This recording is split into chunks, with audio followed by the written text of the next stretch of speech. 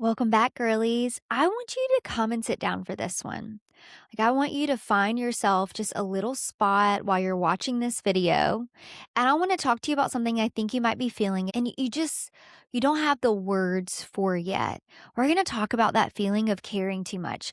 Now, this goes out to all my girlies because as women, we tend to like to pick up all the bags, all the hats, all the like all of it and not necessarily too many bad things, we can pick up a lot of too many good ones as well. You're the woman who can do a lot of things and can see even more things you could do that you'd probably be good at, that you feel a little pull toward.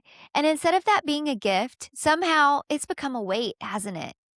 And it's made you feel scattered. It's made you feel like you're pulled in so many different directions. It almost feels like a storm is around you and there's is chaos. Tired in a way that sleep just literally does not fix. It's a different type of exhaustion. Do you know that feeling that I'm talking about? Like, really sit in that. Like, have I been feeling like I'm carrying too much? And I want to say something to you today that I think your soul is tired enough to actually hear.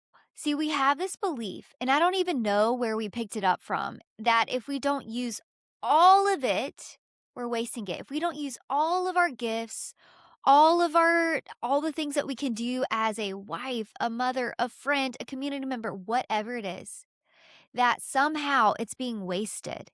And we tend to think that if I focus on this one thing, I'm somehow betraying the other 5.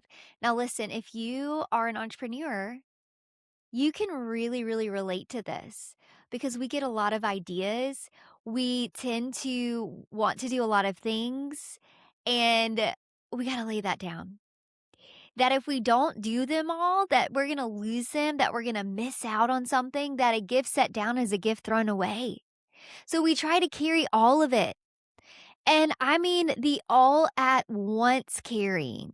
Like, when you're in the grocery store and you really don't want to take the buggy with you. So you're just gathering all of those bags, even when you're getting it out of your car to bring it in. I don't want to come back out and shut my van and carry more. I'm just going to try to get them all at the same time. That's exactly it. And we call it being faithful, girls, or being driven, or that's just how I'm wired. I'm just entrepreneurial, right? But underneath it is a quiet fear. If I put any of this down, I'm going to lose it. I'm going to miss out. And I want to gently take that fear apart today because it's not from your father. It's not from God at all. And he's not asking you to carry it. I want to tell you what scattered actually is. Okay. Scattered is what happens when you're looking side to side. Think about that, side to side. When you feel most frazzled, where are your eyes? On her who's further along? That girl, you know who she is. You tend to go to her Instagram all the time, her TikTok, and you see she's further along than me on everything on the list that is not done. You just forgot about all the things you accomplished. On the 6 roads you're not walking. On tomorrow, you're constantly going like this, right? Peace is what happens when you look up. Gazing our eyes vertically on the Lord. That's the whole thing I want to give you today. All the noise, the comparison, the FOMO, am I wasting this? Am I behind? Is everyone else doing more? All of it lives side to side. And the instructions, the actual piece you're after, the next right thing, that only comes from looking up. From up. Proverbs says it so plainly. Let your eyes look straight ahead. Do not turn to the right or the left. Girls, he literally gives us these instructions. And the psalmist, it says, I lift up my eyes. Where does my help come from? Where does my help come from? Not from the sides, but from the Lord. So you're not scattered because you're doing too much. You're scattered because you keep looking around instead of up. And here's the part that undid me a little bit. Look at how God does it. We're looking at Genesis in the very beginning. He didn't have to work in stages, He's God. He's all knowing. He's all powerful. He can do it. He's God. He could have spoken the entire universe into being fully formed in a single instant, in a snap, done. But he didn't. It took days. Light one day, sky the next, land and the lights, and then all the living things, one thing at a time. There was structure, there was order, one domain, and then he stopped and looked at it and he called it good. And only then did he move to the next. He finished things. He didn't leave day 2 half built to go rush ahead to day 5. He wasn't scattered. He gave each thing its day. And we tend to like to do this. We tend to like work in spurts around different projects. God gives us this idea, maybe a program or maybe a legion or maybe just something for our family. It doesn't even have to be business related. And we get really excited, but we half finish it and we move on to the next idea or the next project or the very just next thing. But God finishes things. He didn't leave day 2 half built, day 3 half built, none of it. And then what did he do after he finished it?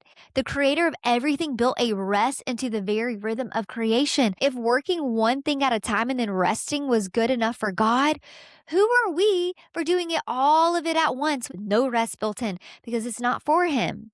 He never asked for that. He never modeled it. The frantic pace is not holy, girls. We just decided it was. We look at the world and we see the hustle and the striving. And I got to do it while they're little because when they get older, they're going to see all the things that mommy did for them. Right? But no, that's not what it's about. Frantic pace isn't holy. Our God is not a God of hustle. He is not a God of striving. He is not a God of that. But you know what he is? He's a God of peace and he wants to bring us peace.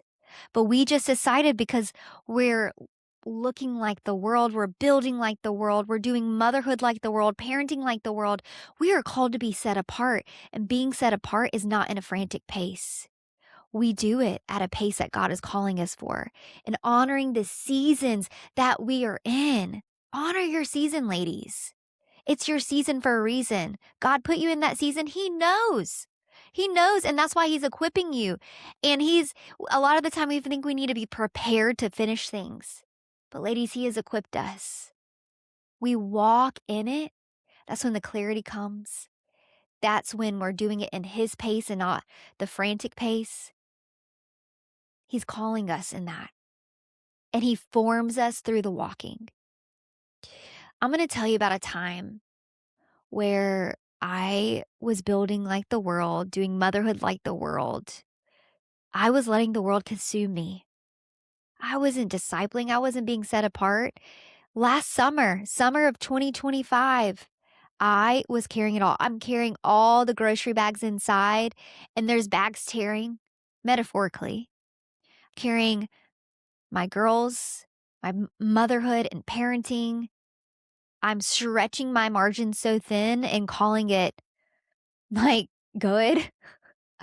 I'm carrying my business to the decisions. I'm carrying friendships. I'm carrying all the things. I was saying yes to it all. And I thought, I guess feeling exhausted is just part of it. Like one day I just won't be because my kids will be older, but there's always something. There's always something. And I did not want to ask for help. I thought my husband will see that like she is a superwoman and she can do all things.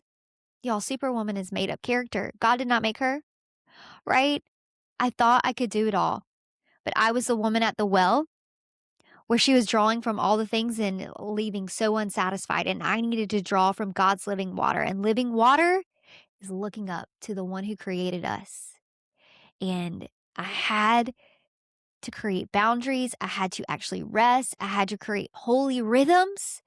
I had to make some hard decisions about my business, about who's discipling my kids, about motherhood and parenting and my marriage. And it was a painful, painful time, but I would rather be on the pace I am now than the frantic pace that I know isn't holy. I was exhausted, empty, burnt out, and I didn't want my business anymore. I wanted to burn everything to the ground. I thought I was being a terrible mom, terrible wife, but the Lord redeemed me in that.